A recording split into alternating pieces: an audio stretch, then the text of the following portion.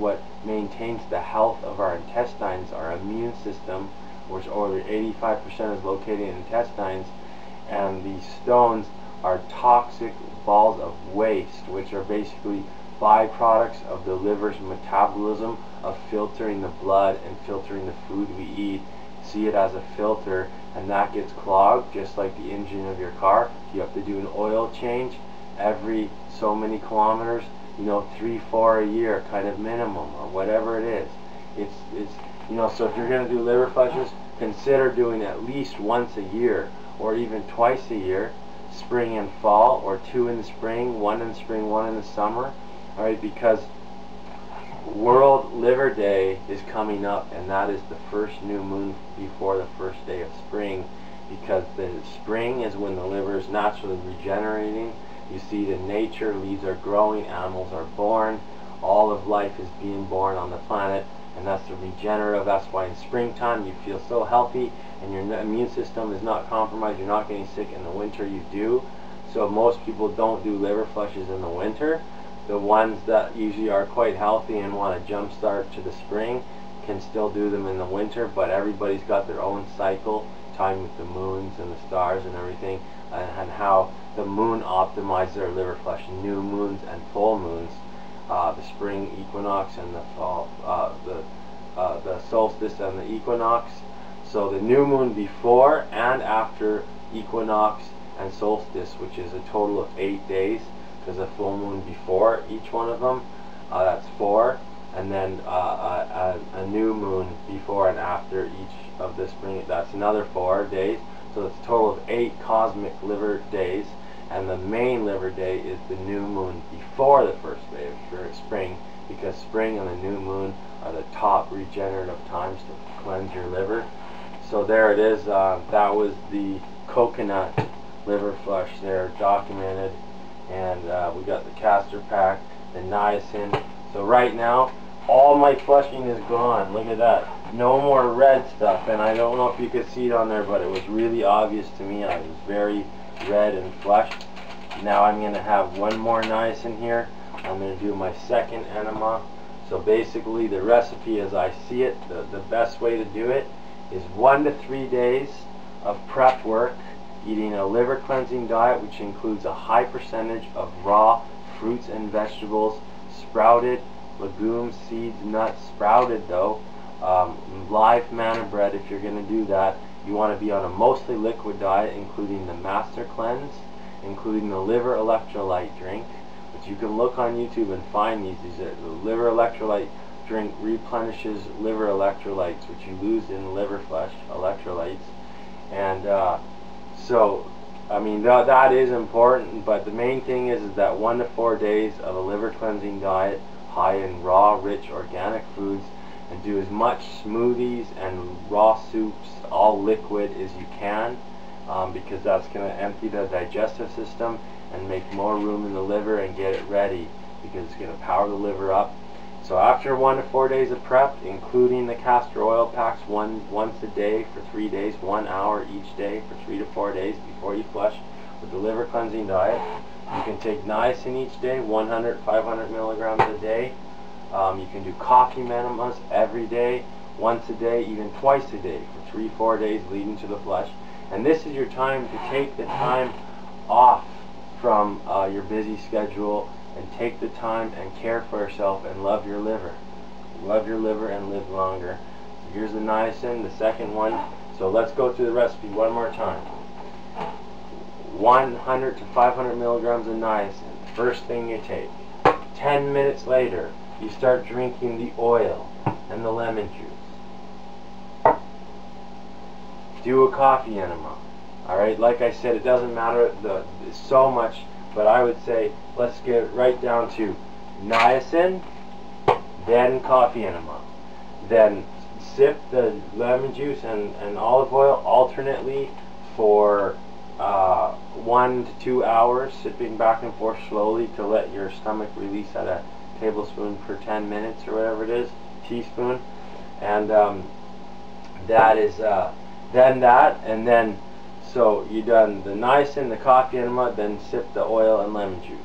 Then after you sip that, take another niacin and do another coffee enema before and after the olive oil and lemon juice.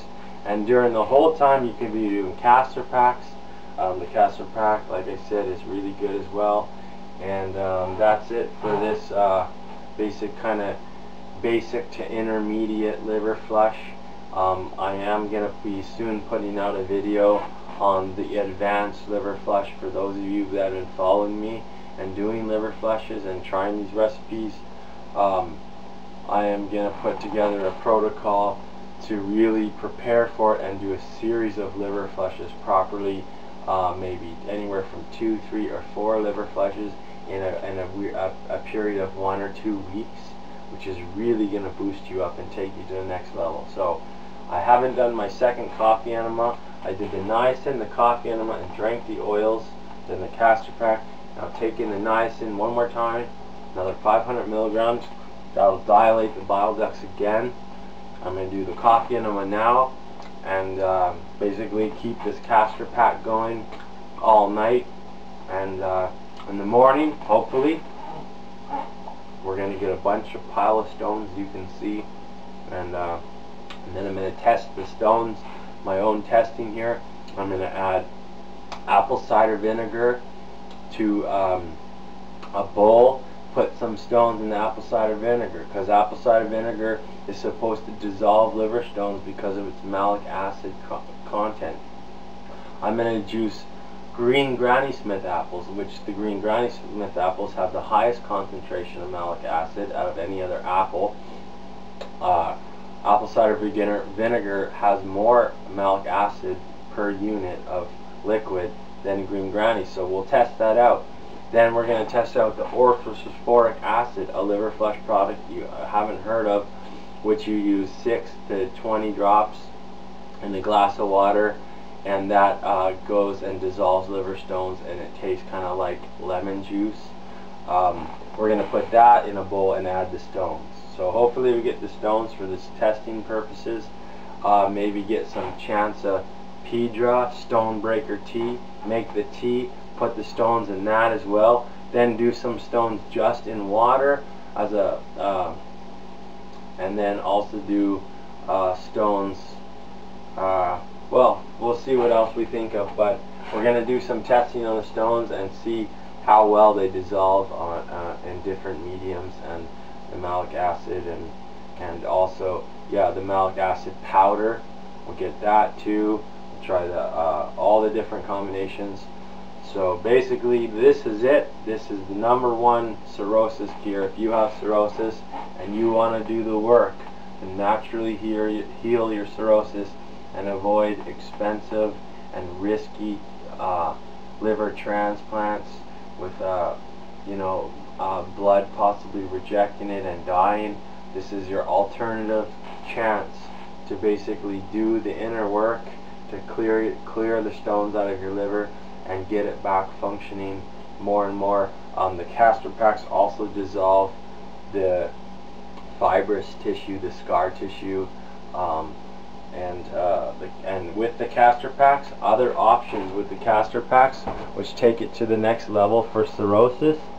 I will show you what else you can use. You can use, okay, vitamin E, vitamin A, and one of the other big things to use is, let's have it here, is aloe vera gel. Like, you can get it from the aloe vera plant and put that with your castor oil. You can put vitamin E or vitamin A as well. These are all going to help dissolve the scar tissue which is causing your liver to not be able to regenerate properly and get back to healthy, rejuvenated cells. So we got to dissolve the scar tissue, and we got to get rid of the stones, and we got to, by getting rid of the stones, allow for more bile production to get the liver to detoxify the blood and let it filter properly, get those stones out, and dissolve the scar tissue. Those are the top things. One more product I'm going to speak about dissolving the scar tissue on cirrhosis of the liver and fibrosis of the liver is enzyme called serrapeptase. Serrapeptase was first discovered in the intestines of the silkworm. And if you think about it, when the silkworm comes out of its cocoon and turns into a butterfly or moth, basically its intestines releases this proteolytic enzyme, which is protein digesting, which also, if you look at thread per thread, a silkworm's cocoon versus solid metal, the cocoon, the silk, just like spider webs and the silkworm, is 10 times stronger thread per thread than steel, than metal. So actually it dissolves that. So they found it dissolves sticky platelets of blood. It's a natural blood thinner. If you're on a blood thinner, you're on rat poisoning, this is going to kill you. You're going to die from this. This is not going to help. This is basically doing the opposite. It's destroying it. So the serrapeptides, they've done experiments for 30 years now. It's been well documented that it dissolves sticky platelets in the blood, which causes the arteries to thin and thin, because the blood platelets stick to the arteries, and this will unclog it. If you ever had heart disease, serrapeptase enzyme is good for that, and it's also good at dissolving the scar tissue in the liver, the fibrous tissue, just like it dissolves the silk cocoon from the silkworm. So there's one more other huge cirrhosis cure, the serrapeptase enzyme. Alright, and if you want to research a bit more, you can even find this enzyme from earthworms, and it acts as much like it's dissolving the sticky platelets in the blood and also the scar tissue on the liver. Alright, so Castor packs and the serrapeptase enzyme are two liver fibrosis and cirrhosis scar tissue dissolving agents. Alright, so that's it for this one. I'm going to go have my second coffee enema and just keep this bottle heated, and hopefully, like I said, in the morning I'll have results to show, and we'll do the testing on the liver stones.